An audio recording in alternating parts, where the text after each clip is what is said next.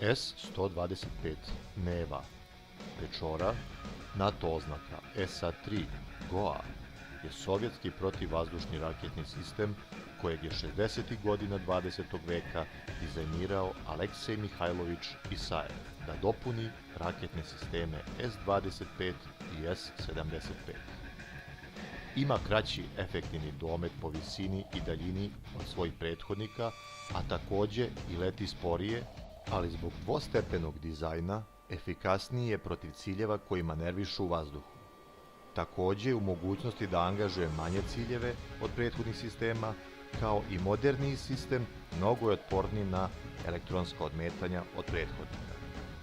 Namena ovog sistema je uništavanje ciljeva u vazdušnom prostoru koji lete na vrlo malim i srednjim visinama i uništavanje ciljeva na zemlji i u vodi koji mogu biti optički detektovani. Sistem koristi dve različite verzije rakete. Prva verzija je V600 ili 5V24 i imala je najmanju bojevu glavu sa samo 60 kg visokog eksploziva. Domet ju je bio oko 15 km. Kasnija verzija se naziva V601 ili 5V27. Ima dužinu od 6,9 metara i raspon krila od 2,2 metra. Ova raketa teška je 953 kg na lansiranju i ima bojevu glavu od 70 kg koja sadrži 33 kg visokog eksploziva sa 4500 fragmenata. Minimalni domet je 3,5 km, a maksimalni 35. Domet po visini je između 100 metara i 18 km. 1978. godine sistem S-125 dobija sufiks M1 i uvodi se poboljšana verzija rakete sa oznakom 5V27D.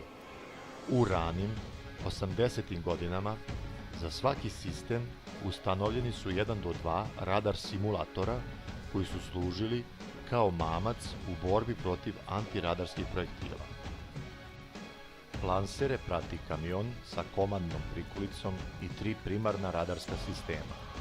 Za otkrivanje ciljeva koriste se osmatrački i osmatračko-akvizicijski radari P12, P15 ili P18. SNR-125 NATO oznake Low Blow snage 250 kW je nišanski radar za vođenje rakete.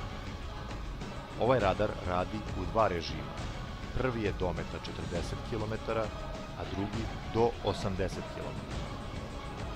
PRV-11 NATO oznake SideNet je visinski radar koji određuje visinu letelice i ima domet od 28 km u daljinu i 32 km u visinu.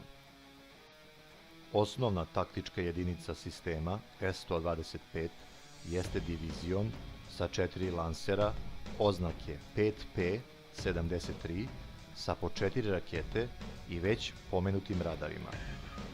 Rakete su dvostepene. Motor prvog stepena za vreme od 2,6 do 4,1 sekunde obezbeđuje lansiranje rakete i postizanje nadzvučne brzine leta na početnom nevođenom delu putanja. Motor drugog marševskog stepena radi od 17. do 22. sekunde. Oba raketna motora su sa čvrstim pogonskim materijalom. Divizion može u jednom gađanju da obezbedi lansiranje i vođenje dve rakete na jedan cilj. Sistem S-125 je prvi put bio raspoređen između 1961. i 1964. godine oko Moskve, popunjavajući lokacije sistema S-25 i S-75 koji već okružuju grad. Ovaj sistem se nije koristio protiv američkih snaga u Vijetnamu, jer su se Sovjeti plašili da će Kina, kroz koju je putovala sva oprema namenjena Severnom Vijetnamu, pokušati da kopira raketu.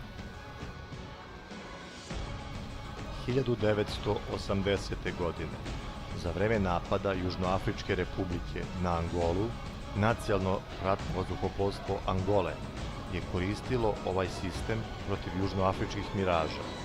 Dok je južnoafričko ratno vazduhoplovstvo prijavilo 2 oštećena aviona, Angola je tvrdila da je srušila 4. Krajem 60. i tokom 70. godina prošlog veka, Sovjeti su dostavili sisteme S-125 arapskim državama, a naročito Egiptu i Siriji. Neva je aktivno učestvovala tokom arapsko-izraelskih ratova. Za vreme Jom Kipurskog rata, Neva je zajedno sa Dvinom i Kubom formirala kičmu egipatske mreže protiv vazdušne odbrane. Od marta do jula 1970. godine sovjetski bataljon sistema S-125 ispalio je oko 35 projektila, od kojih su neki pogodili svoje mete. Izrael je 1970. godine priznao 5 i 1973. još 6 gubitaka. Prve noći pustinjske oluje u januaru 1991. godine jedna raketa je oštetila bombarder B-52G. Iznešene su razne verzije ovog događaja. Mogao je biti sistem S-125 Neva ili Kub, dok druge verzije izveštavaju da je MiG-29 navodno ispalio raketu R-27R i tom prilikom pogodio B-52G.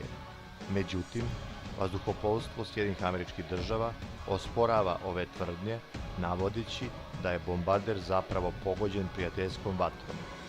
U pitanju je bio AGM-88 HARM protivradarski projektil koji se naveo na radar za kontrolu vatre na retnom topu aviona B-52.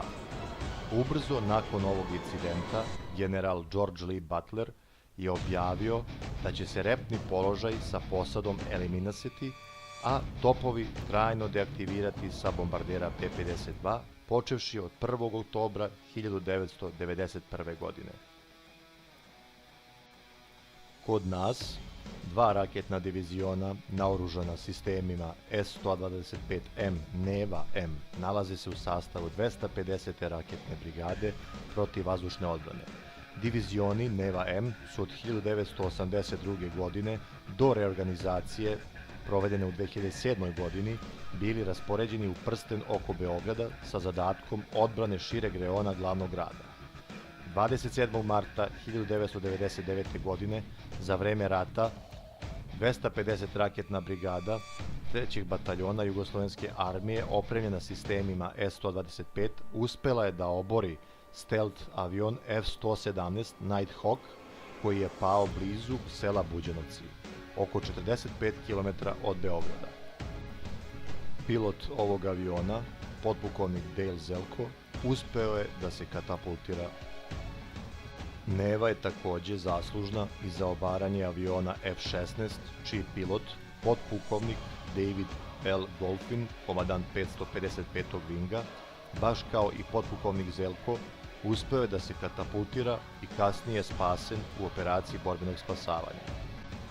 Pripadnici 250. raketne brigade takođe tvrde da su oborili i američki stealth bombarder P-2, ali zbog nedostataka materijalnih dokaza, jer iako je oboren, taj avion nije pao na teritoriju naše države, takva tvrdnja još uvijek nije dokazana.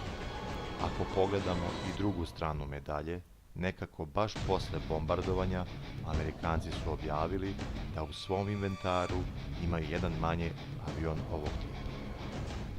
Tokom rata, razne jugoslovenske lokacije, kako drugih PVO sistema, tako i Neve su takođe oborile razne vojne vazduhoplove jedinica NATO-a. Rat 1999. godine je dokazao da inferiorniji protivnik može improvizovati i naći načine za prevalazilaženje superiornog oružja, jer svaka tehnologija ima slabosti koje se mogu identifikovati i eksploatisati. Iako je infrastruktura pretrpela znatnu štetu, jedinice vojske Jugoslavije su uspele da se sačuvaju, jer su PVO položaji naterali NATO avione da lete na većim visinama i da budu manje efikasni nego što bi bili bez protivvazdušne odbrane. U Siriji Dana 17. marta 2015. godine američki dron MH-1 Predator je srušen od strane sirijske protivvazdušne odbrane sistemom S-125 dok je leteo na špijunskom letu blizu priobalnog grada Latakija. Za modernizaciju radara u Srbiji razvijen je DP-512 digitalni prijemnik koji omogućava rad na izdvojenom mestu udaljenom do 500 metara od kabine radara.